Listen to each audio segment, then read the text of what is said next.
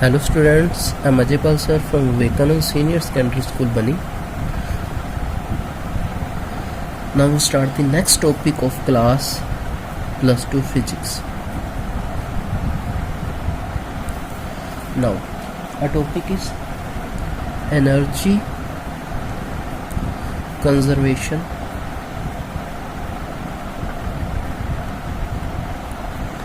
in motional EMF. हम क्या करेंगे, एनर्जी कंजर्वेशन निकालेंगे किसके अंदर, मोशनल ईएमएफ के अंदर. ओके, तो सबसे पहले आपको पता होना चाहिए मोशनल ईएमएफ क्या होती है. ओके, वो ईएमएफ जो क्या प्रोड्यूस हो रही है, इंड्यूस्ड ईएमएफ जिसको बोलते हैं. ओके, जो हमारी इलेक्ट्रोमैग्नेटिक इंडक्शन के अंदर प्रोड्यूस होती है, that is the motional EMF, उसको मोशनल ईएमएफ बोलते हैं. ओके, चलो हम स्टार्ट करते हैं कॉन्सेप्ट. ओके, मान लो हमारे पास गिवन क्या है, कोई कंडक्टर है जिसकी लेंथ कितनी है, लेंथ गिवन है एल लेंथ है, वेलोसिटी v से वो मूव कर रहा है, वेलोसिटी उसकी कितनी है v उसकी वेलोसिटी है. एंड और क्या क्या हमें दे रखा है, मैग्नेटिक फील्ड दे रखी है, जिस मैग्नेटिक फील्ड के अंदर वो मूव कर रहा है दैट इज़ द बी उसकी क्या है, मैग्नेटिक फील्ड है. ओके, अब आपको पता है जो उसके अंदर मोशनल ईएमएफ प्रोड्यूस होगी, मोशनल ईएमएफ प्रोड्यूस्ड होगी, वो इन तीनों चीज़ों पे डिपेंड करेगी.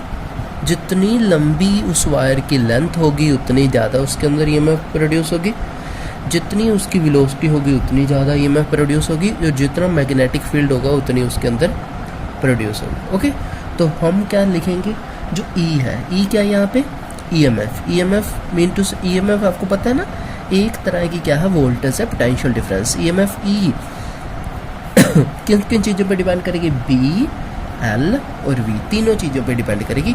तो तीनों के मैंने इसका फार्मूला बन गया E equal to B L V. Okay, अब मान लो उस वायर की कुछ ना कुछ रेजिस्टेंस भी है, रेजिस्टेंस कितनी है, मान लो उसकी आर रेजिस्टेंस है, तब जो करंट होगा, current induced in the coil, current induced in the coil, तब आप करंट निकालोगे उस कॉइल के अंदर, करंट कितना होगा, करंट कैसे निकलेगा, आपको करंट का फार्मूला पता है, सिंपल ओम्स लॉ से क्या होता था, V बाय में R, यही होता था ना. तो यहाँ पे V क्या है, EMF है, और R क्या है, जो रेजिस्टेंस आपको दे रखी है, I is equal to E by में R हो जाएगा. चलो हम वैल्यू पुट करेंगे, I is equal to the E की भी कितनी वैल्यू, BLV, और R की वैल्यू R ही रहेगी. अब आपको यहाँ तक पता चल गया, ये इतना कॉन्सेप्ट आपको समझ आ गया होगा. नेक्स्ट आपने क्या करना है, फोर्स कैलकुलेट करनी है. फोर्स कौन सी फोर्स, आपको पता है जब भी किसी भी कंडक्टर को, if any conductor placed in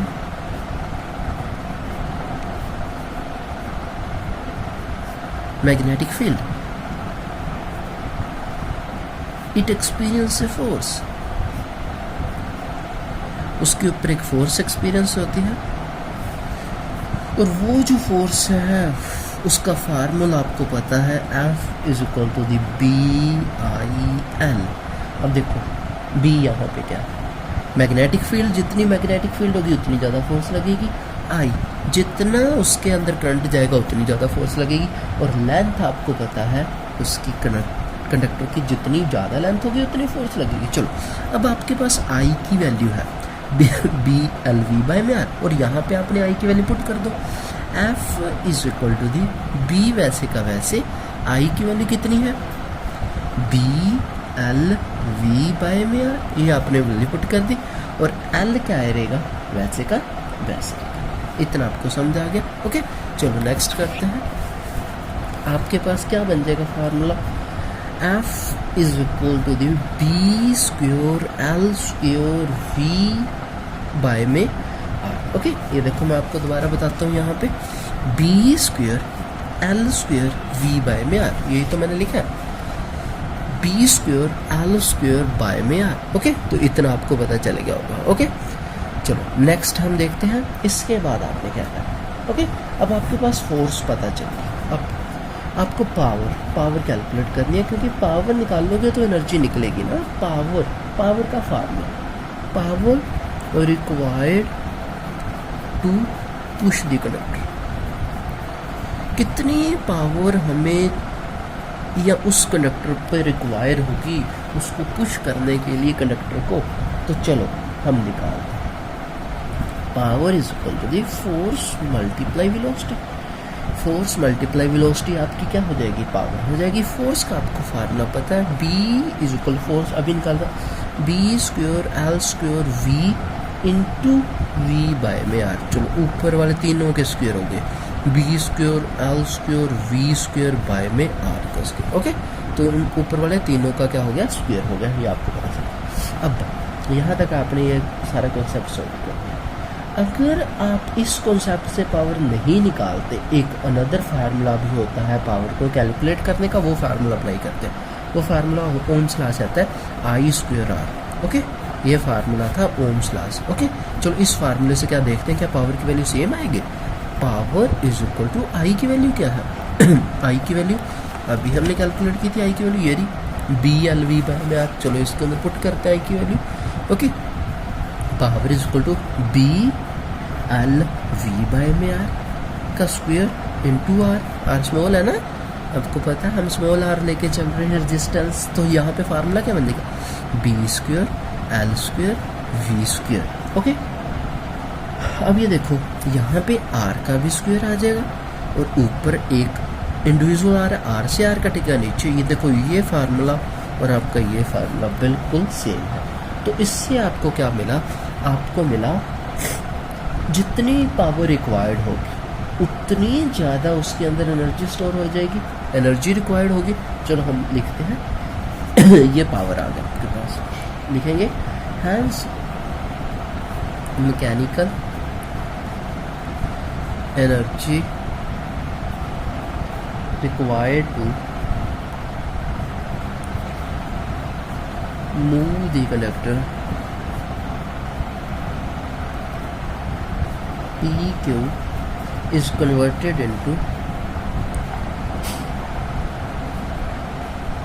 electrical energy